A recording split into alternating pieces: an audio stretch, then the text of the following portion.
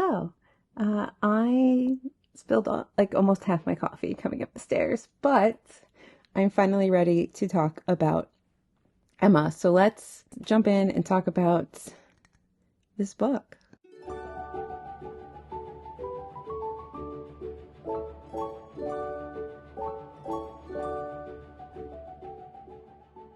Hello, book friends. It's Alyssa. Welcome back to the channel. Hello if you're new.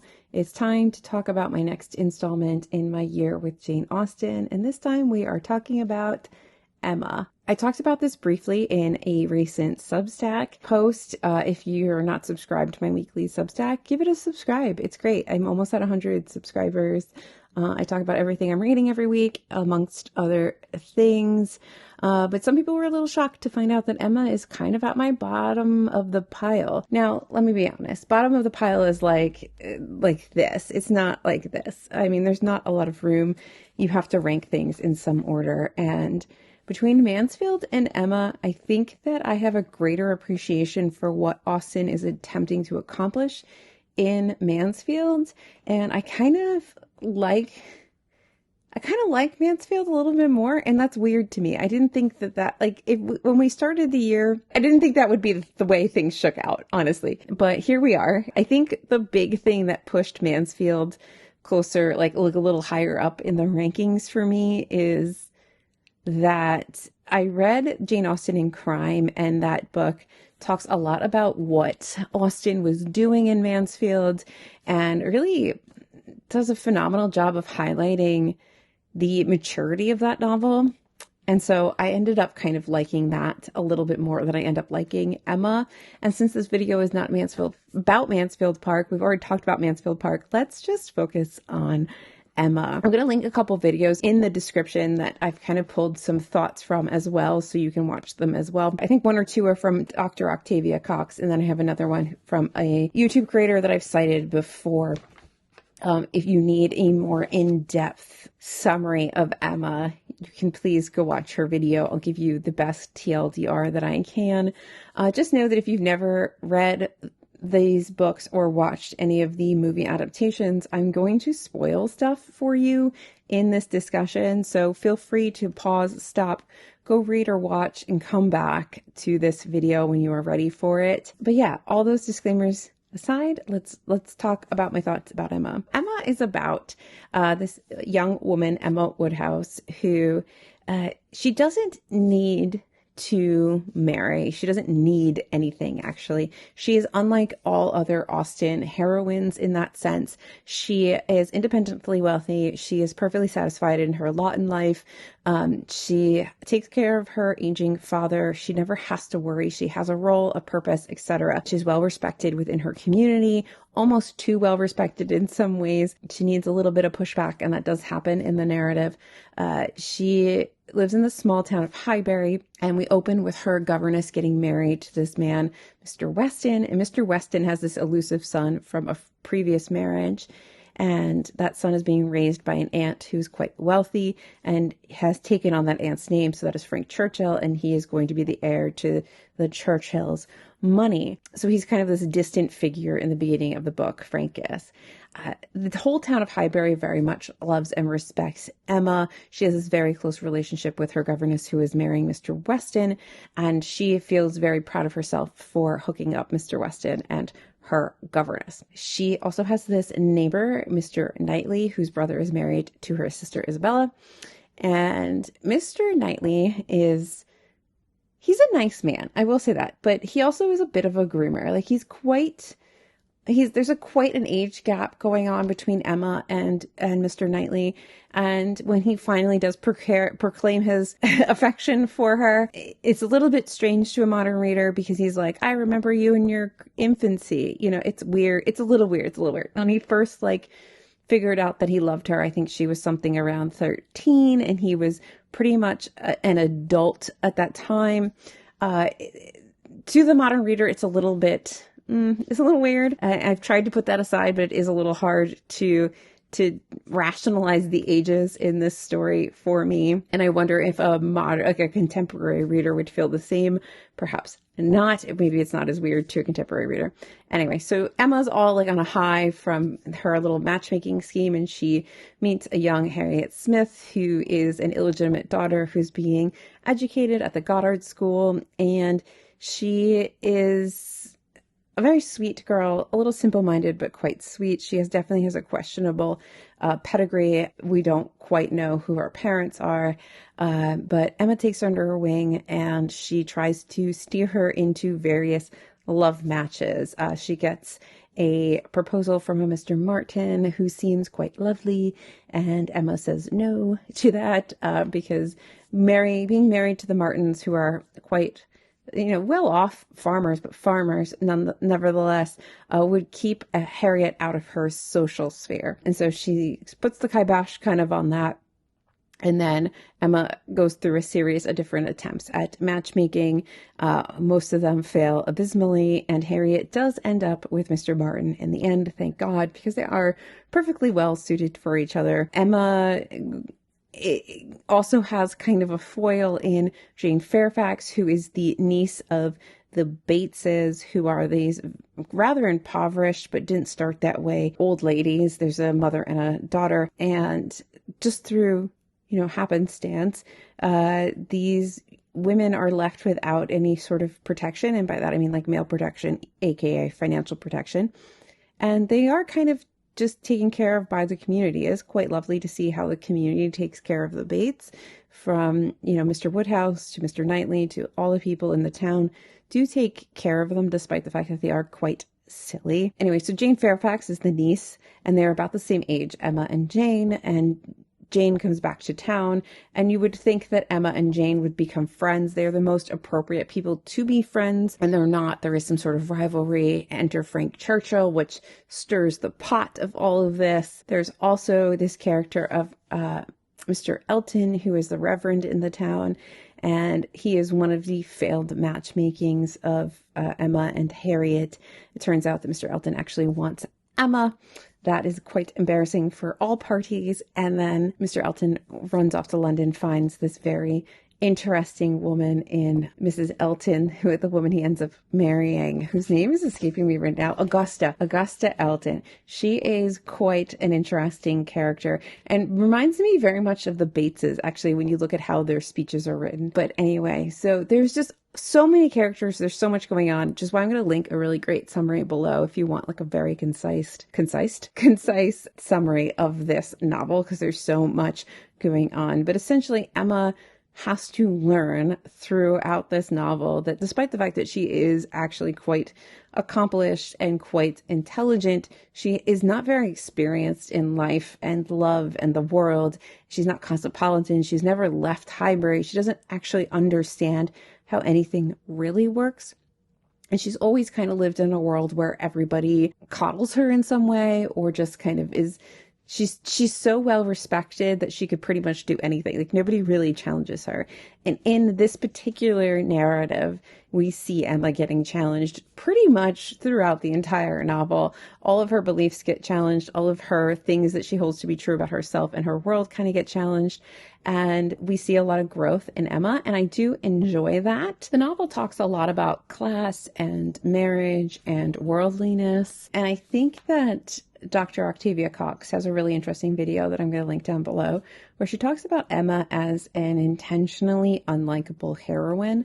And this made me maybe question where I have Emma in the hierarchy of my Jane Austen completed novels, because I do appreciate this perspective that Emma is intentionally made to be an unlikable heroine, which is something kind of new that Jane Austen is playing with. The normal, typical heroine is supposed to be elegant and beautiful and humble and accomplished, and she's not supposed to have any faults. And Emma is very much challenging all of those character traits. I mean, she is beautiful and she is elegant and she is accomplished, but she's also filled with faults, and she isn't humble, and she does make mistakes, and she does push sort of the boundaries of what a heroine should be. But I also kind of don't agree with that assessment of Emma, because or maybe I don't agree with that being the biggest part of Emma as a character, because I feel like Lizzie Bennet does the same things. I feel like she's much more defiant of societal roles than maybe Emma is. And I think that's why there's such a headbutting with Catherine de Bourgh and all of that. I think that Lizzie would be a better definition of that. I also think that sometimes like Catherine Morland can be a little bit atypical as well. But anyway, I think it's a very interesting thing. I don't think it's the first time that maybe Austen's been playing with this idea of the heroine and what should a heroine really be. And maybe Emma is a more fully fledged or fully fleshed out example of that. I think the really unique thing about Emma as a character is that she's intentionally set up to not need marriage. Most of Austen's characters require marriage to be comfortable in life, to be secure in life, to have standing in society, etc., etc. Emma doesn't need any of that. So it almost doesn't have to be a story about marriage, and it can be a little bit more of a story about Emma as a woman figuring herself out and figuring out the world. But I also don't feel like that's completely how Emma as the story really is, because it really is about marriage, and it is about setting everybody up, and it still is about the romance of it all. So is it a little bit more complex and mature than some of the earlier works? Yes, but I don't know if I fully like how this novel has been put together. It does feel like it kind of goes on a little bit, and it doesn't go as deep maybe into some areas as it could. And I'm going to talk a little bit about some of the characters in particular, and maybe that will make some sense about why I don't feel like this is as fully fleshed out as maybe I would like it, if we are going to be looking at this under the lens of like Austen is playing with what a heroine should be. Because she's not making Emma a monster or an outsider. She is allowing Emma to be a complex character, but I do feel like Emma could be more complex than that, than she is in the novel. I feel like at the end of the day, Jane Fairfax ends up being a lot more interesting as a character than Emma is. And I guess I'll start with Jane when we break down some of these characters. Jane is orphaned. She is impoverished. She is sent to live with another family, the Campbells. She's being trained up essentially to be a governess and companion. And she returns to Highbury basically to see her family for what may be the last time before she goes on to become a governess, because the daughter the girl she's been a companion to is getting married to a Mr. Dixon. So Jane comes into Highbury, and she really is this challenge to Emma, because despite Emma having like money and place like in society and everything, she has everything seemingly. She doesn't have the polish of Jane. Jane is such an interesting character because she has so many secrets that she is keeping, and she is so well accomplished, and she seems so intelligent, and she just doesn't get enough time on the page.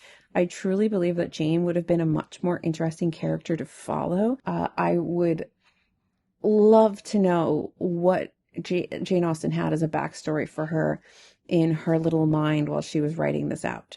Because if you don't know this story, Jane and Frank Churchill actually have a secret engagement, and that really shapes the plot of this whole novel, because when Frank finally enters the scene and starts kind of flirting with Emma, it starts to create tension under the surface that you don't quite see why there's that tension until the end. You can feel the tension, but you don't know why. And then when these secrets get revealed, you can go back and you can see kind of how the whole narrative is shaped by this secret relationship that's going on. And Jane doesn't feel like the kind of character that would have a secret relationship. Like, this feels very out of character for her. So I just find her so much more compelling, and Austen doesn't give us the time and the space to learn about her. And that might be the biggest reason why I don't truly love this novel, because I want that explanation of Jane Fairfax. Emma's fine, but I don't find her as compelling of a heroine. It's fine if she's playing with this idea of what a heroine could be, should be, etc. But she's not doing it for me personally in a way that is as engaging as this. Why does this woman who could lose everything by having this secret relationship with a man, why does she do it? And how does she do it? And what are these sort of fights that they're having, and these tensions under the surface are, they're just so, Jane is so much more interesting to me. She just is a more interesting person, especially because she doesn't have agency over her life and Emma does. And like, Emma can do whatever she wants and Jane can't.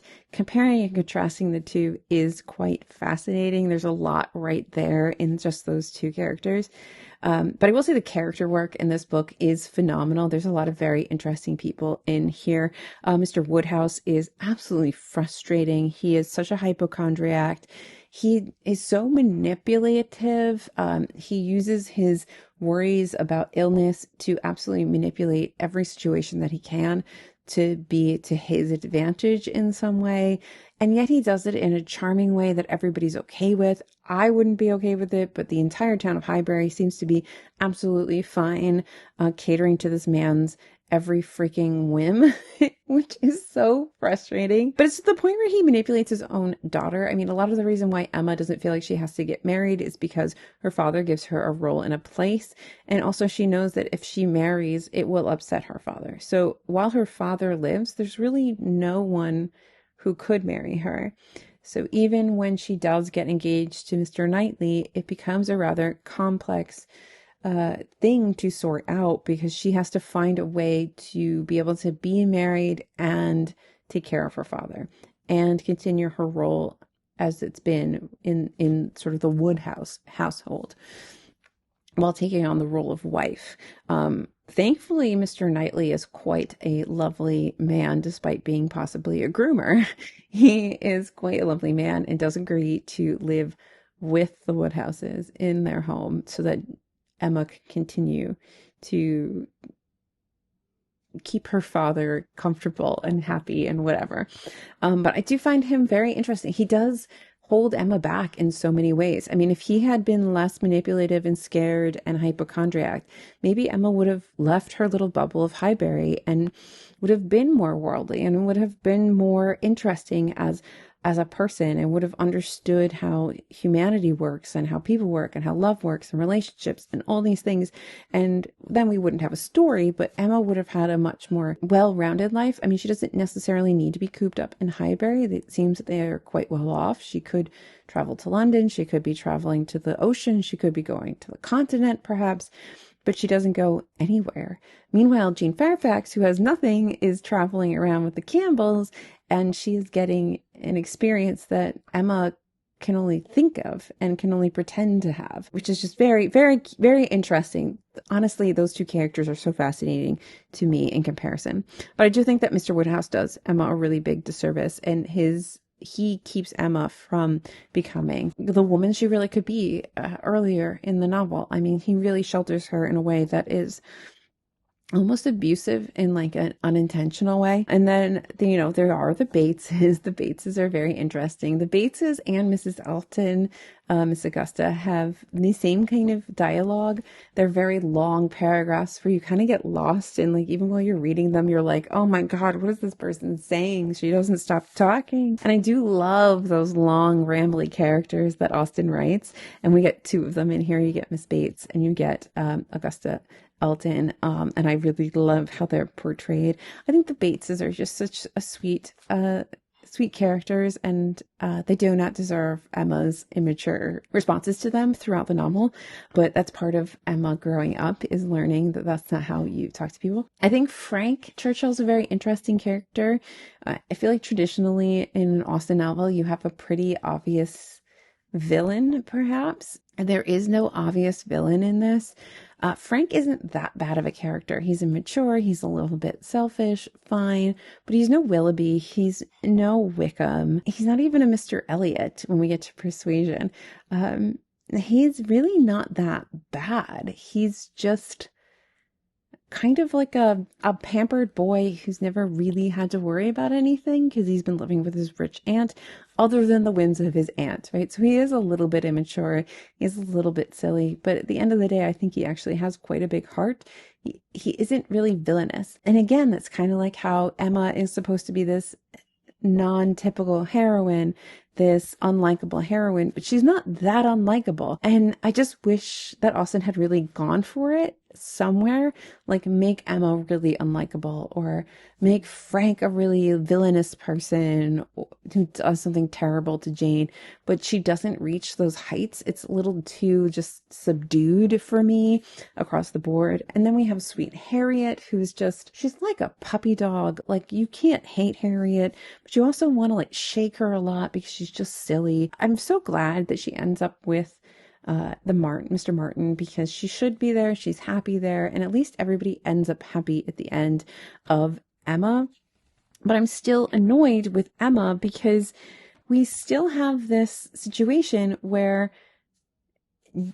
Emma and Harriet don't really have a friendship at the end of all of this because she marries Mr. Martin.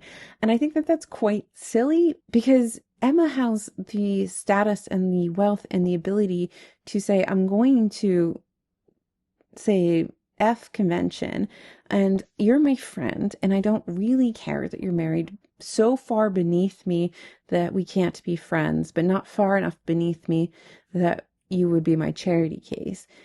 So I do find that ending in Emma a little bit strange. It's not so much that she writes Harriet off, but you can tell that their friendship is super strained at the end of it. And I don't really like that that's how that ends. I think my problem is that I just end up being very unsatisfied with Emma. I want her to learn more. I want her to grow up more. I want there to be more tension. I want there to be just more, and it doesn't, the drama isn't there. There's a lot of really interesting character studies. I mean, Mrs. Elton is a beautiful character study of like a middle class woman who is trying their best to appear above their station. She is phenomenal. She's an excellent caricature. The character work is superb, but overall, the entire story, it's not my favorite. Yeah. So those are all my thoughts kind of on Emma. If you've read this, I would love to know your thoughts. Where is it in your sort of ranking of all the Austen novels? Do you agree or disagree with me? I'll try to link a couple things down below if you want to watch other discussions or some of the things that kind of inspired some of my thoughts here. I have more notes. I think I kind of diverted from my script quite a bit for this one. Yeah, I think that there's a lot in Emma. I think that there's a lot we can talk about. I don't dislike it. It's not like I hated the novel by any stretch of the imagination, but I just think that there is more in Mansfield. I think it is more expertly crafted. There's so much foreshadowing in Mansfield that, it just makes it so delicious. Plus there's so much just the metaphors and there's so much. If you read Mansfield and then you read the Jane Austen and crime, like you really truly can see the brilliance of that novel in terms of how it's constructed. Whether you actually like it or not is a different story, but it's constructed in such a beautiful way and such a mature way for Jane Austen. And I feel like Emma is missing some things. I would like a little bit more, maybe like one more revision to really like amp it up, just like turn up the notch just a little bit on a few things, and then just really make it like this juicy, wonderful book that isn't just great character studies. There's also like this juicy plot as well. But anyway, those are my thoughts on Emma. We have one more book to go, and then I will be announcing my plans for my year with Edith Wharton. So stay tuned. Thank you guys for watching. Like and subscribe, and I'll see you in my next video, whatever it may be, because it's my channel and I can do whatever I want. Bye.